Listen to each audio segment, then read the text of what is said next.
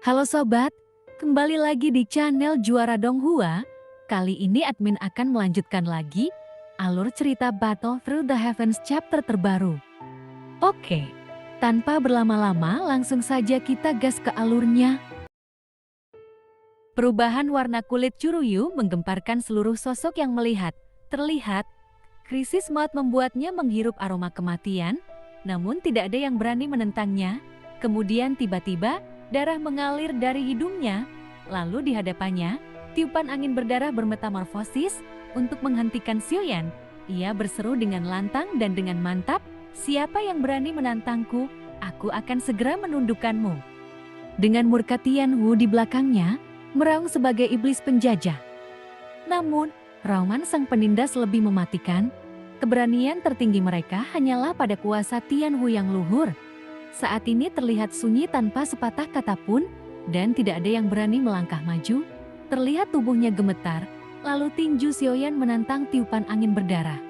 Terlihat tiupan angin tak berbentuk, namun halangan Kastila tidak bisa ditembus dan hanya berlalu. Kemudian Xiaoyan pun tiba-tiba muncul dari tiupan angin dengan cepat yang mengagetkan. Ada hantaman berdentum di dada Churuyu, lalu retakan tulang bergemuruh dari sekujur tubuhnya. Jadi tanpa adanya pertahanan, Xiaoyan Pop hanya perlu fokus membunuh. Churuyu pun memuntahkan darah dan organ dalam. Nampak, wajahnya memucat, tak lagi berdarah, dan itu sungguh menyakitinya. Tetapi nampaknya itu tidak membunuhnya, karena ada pelindung tubuh. Mungkin jika tanpa itu, pukulan tadi sudah cukup untuk membunuh. Lalu saat Xiaoyan melihat pukulannya mendarat di Churuyu, ia benar-benar merasakan sesuatu yang tangguh menahan sebagian besar kekuatannya. Lalu Xiaoyan pun kini memulai pengejaran yang cepat. Xiaoyan pun berjalan di udara, namun dia yang terluka parah, kecepatannya juga sangat tinggi. Namun, saat Xiaoyan sedang mengejar, Tianwu tiba-tiba terkejut. Nampak ada harimau bermuka 8 membawa Xiao Bei dan menghembuskan napas yang mengejutkan. Karena kurang lebih ada 2 tingkat keempat, Xiaoyan berkata, "Jika Anda tidak pergi sekarang, saya khawatir baik Anda maupun saya tidak akan bisa pergi." Lalu saat ini, Tianwu mengirim pesan ke Xiaoyan, "5 arus, hanya 5 arus, saya pasti bisa membunuhnya." Xiaoyan pun menampilkan tekad di matanya, karena kemenangan berada di depannya sekarang. Namun jika dia menyerah, akan menjadi aib baginya. Lalu di bawah situasi ini, Tengu masih belum memilih untuk pergi sendirian. Sebaliknya, di tengah-tengah bumi, banjir tiba-tiba melanda dari berbagai arah. Sepertinya telah mencapai inti bumi sepenuhnya. Dia tetap memilih untuk melakukannya dalam situasi seperti itu, karena untuk melindungi Xiaoyan. Terlihat beberapa cahaya menembus pusat bumi, seolah-olah menembus seluruh bintang, menghancurkan formasi Qiandao, dan semua formasi hancur.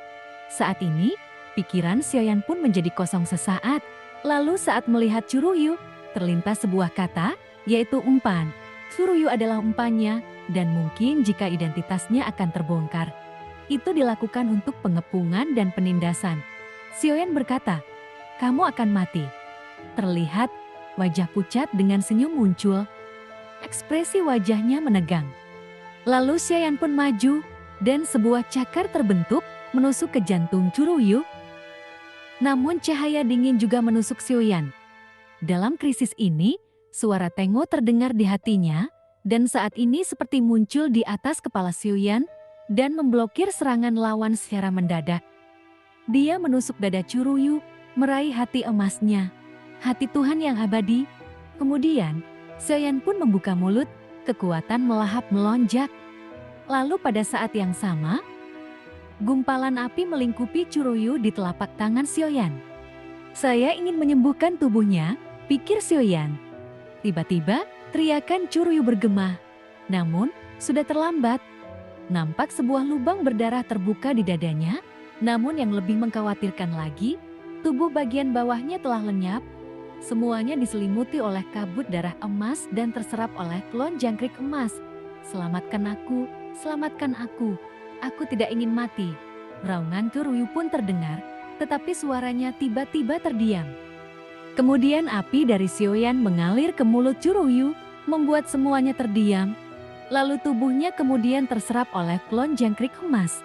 Curuyuk, kaisar langit tingkat ketiga, bahkan lebih kuat dalam 4 elemen. Namun nyatanya, meskipun klon Jin Chan telah dikonsumsi dalam jumlah besar, setelah melahap Curuyuk, ranah klon Jin Chan baru mencapai level ketiga. Meskipun Xiaoyan menggunakan kekuatan tersebut, namun asal-usulnya masih samar. Ia pun merasa kuat, namun tidak tahu dari mana kekuatannya berasal. Pada akhirnya, Curuyuk ditumpas oleh Xiaoyan, lalu jiwa Curuyuk menjerit kesakitan. Tetapi sebelum dapat lepas, dia diseret ke dalam bendera penekan jiwa oleh Xiaoyan. Kemudian jiwa-jiwa yang terkumpul di bendera penekan jiwa ini semuanya adalah dari Taiksu. Jika jumlahnya mencapai titik tertentu, mereka pasti akan meledak dengan kekuatan yang mengerikan. Namun, meremehkan jiwa sebelumnya hanya akan mengganggu pikiran. Saat ini di dalam hatinya, Xiaoyan masih merenung. Kemudian sebuah ledakan membawa Xiaoyan kembali ke dunia nyata. Dengan pesan yang dikirim ke Tianwu dan banjir hampir penuh, dipertanyakan apakah masih ada kesempatan. Lalu dengan aturan ruang yang dikendalikan, pelarian akan sangat sulit. Meskipun ada kemungkinan terakhir, tanpa tindakan pencegahan, pasti pertempuran tak terhindarkan. Pilihan yang kamu buat sekarang harus bergantung pada dirimu sendiri. Terdengar suara Tianwu tenang, namun bukan berarti ia tak membantu Xiaoyan. Sesuai dengan ucapannya, ini adalah pilihan Xiaoyan. Saat bercakap-cakap, bintang-bintang mulai bergetar, lalu semua di depannya tiba-tiba terdistorsi. Ruangannya seolah terbelah, lalu dengan cepat berubah dari kegelapan menjadi terang. Itu mengagetkan Xiaoyan, dan mereka telah berpindah dari dalam bumi ke permukaan. Di atasnya muncul sosok gelap, lalu sebelum Xiaoyan bicara, tiba-tiba getaran menyelimuti, ruangan terasa tercekik, menunjukkan kemungkinan rusak. Tekanan tak terlihat mengelilingi, membuat tubuh Xiaoyan meledak, lubang berdarah terbuka di dada, punggung, dan kaki, dengan daging dan darah berceceran di seluruh tubuhnya. Namun, ia terlalu lemah untuk membunuhnya. Suara-suara pria kuat, seperti sangsi ilahi, bergema di sekitar. Sorotan mata kini terlihat menyelimuti Xiaoyan dan tiba-tiba ia tak bisa menahan tekanan, memuntahkan darah, dengan pembuluh darah di dahinya tampak. Tampaknya bantuan telah habis saat ini. Beritahu saya identitasmu atau rahasiakanlah, dan mari kita lihat apakah ada informasi yang dapat dipertukarkan dengan hidupmu. Nampak angka tersebut melecehkan? Tentu saja, kekuatan yang melindungi Xiaoyan bukan hanya dari satu individu, melainkan melibatkan beberapa tokoh yang bergabung pada saat yang sama, membentuk kekuatan formasi. Kamu berhak mengetahui identitasku. Saat ini, walaupun matanya dibanjiri oleh mata merah, Xiaoyan tidak merasa takut sama sekali. Justru, dia mengangkat kepalanya mencari sosok di udara. Lalu dengan suara lantang, dia berteriak menyebarkan berita dan membangkitkan formasi besar. Kemudian cahaya dingin yang tak terhitung jumlahnya menerangi Xiaoyan. Terlihat, luka darah di tubuh Xiaoyan mulai sembuh. Nampak sebuah kekuatan sejati langsung menyelimutinya kembali dari tubuhnya yang dilumuri darah. Sepertinya kamu harus berhenti mengoceh dan lebih baik gantung saja dia, kata Xiaoyan seraya mencari salah satu sosok itu. Disambut setujuan dari yang lain, beberapa orang mengulurkan tangan, siap untuk memicu kekuatan formasi menumpas Xiaoyan di sini. Lalu Goyan pun terlihat menghancurkan formasi. Jati itu membuat Xiaoyan menggertakkan gigi, meraih mata anjing itu. Namun, tiba-tiba cahaya biru muncul, menghancurkan formasi yang melindungi Xiaoyan. Tanpa ragu, Golden Shaded Clones menyatu dengan tubuh aslinya, mengeluarkan kekuatan kilat yang cepat dan membuat sosok itu lenyap. Chudong menyetujui jiwa yang diperoleh Xiaoyan untuk dibawa, meskipun bukan yang sejati. Tetapi jiwa itu memungkinkan Xiaoyan menggunakan efek ritual sihirnya secara langsung. Xiaoyan pun mengacungkan tangannya, lalu sebuah retakan terlihat di langit, dan ia segera melangkah ke dalamnya. Tak lama kemudian, sosok Xiaoyan terlihat di kehampaan, berkembang dengan kecepatan tinggi. Namun, kegelapan sekitarnya mulai menghilang, mengungkapkan telapak tangan yang menyelimuti dunia. Meskipun berusaha melarikan diri, namun tetap terperangkap di dalam telapak tangan tersebut. Semua yang dilihatnya tiba-tiba lenyap, mengembalikannya ke titik awal. Meskipun hanya merupakan ilusi, keinginannya meyakinkannya bahwa dia tidak salah. Namun, peraturan ruang membuatnya terkunci dalam situasi itu. Lalu saat suara lembut terdengar, tekanan itu kembali dirasakan. Meskipun cahaya dingin menyilaukan, Sioyan pun tak bisa bergerak atau menghindar.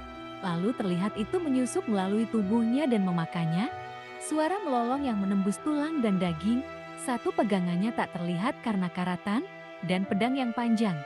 Kini, berselimut darah kering menusuk jantung Sioyan. Setengah dari pisau pedang menembus punggungnya dan menerobos ke tanah. Pada saat ini, Sioyan merasakan bahwa seluruh kekuatannya telah menghilang dan bahkan tubuh yang dulu kuat telah kehilangan kegemilangannya. Namun Sioyan tidak menyerah dan dengan sekuat tenaga membalikkan tangannya, lalu 9 rubah surgawi muncul tiba-tiba. Ada total 9 orang tua dan 6 diantaranya adalah rubah dewa. Lalu ada 3 lagi yang belum pernah muncul. Adakah seorang tua di antara mereka yang bersedia bertindak untuknya? Suara indah dari perlahan muncul dari Wujai. Lalu asap biru menjalar dari 9 rubah surgawi, langsung berkumpul di depan Sioyan. Dia hanya bisa melihat pakaian hijau. Dengan seruling di tangan, rambut panjangnya berkibar, dan dari bentuknya, pasti seorang pria. Dengan suara dari seruling, itu menyebabkan tekanan di Sioyan tiba-tiba mereda. Namun, pedang tersembunyi di dadanya tak bisa diambil. Dia memusatkan energinya dan meludah air dari mulutnya. Namun, bilah darah tersembunyi itu tak bergeming. Saya, Master Anggur Phoenix, harap diam. Dengarkanlah serulingku. Siapapun yang muncul hari ini, salah satu dari mereka akan mati. Salah satu sosok itu mengerutkan kening, teriak dengan suara cemas. Tapi ketika dia baru saja selesai berbicara, tiba-tiba wajahnya memerah dan darah tersedot. Saya tidak akan membiarkan seorang gadis kecil pun bicara saat saya membantu musuh. Suara merdu dari seruling tidak sesuai dengan suasana ini, namun tak seorang pun berani bicara. Sioyan pun melihat sosok di depannya dengan ekspresi pahit. Setiap sesepuh aneh muncul di antara 9 musang ilahi, Sioyan tak menganggapnya aneh.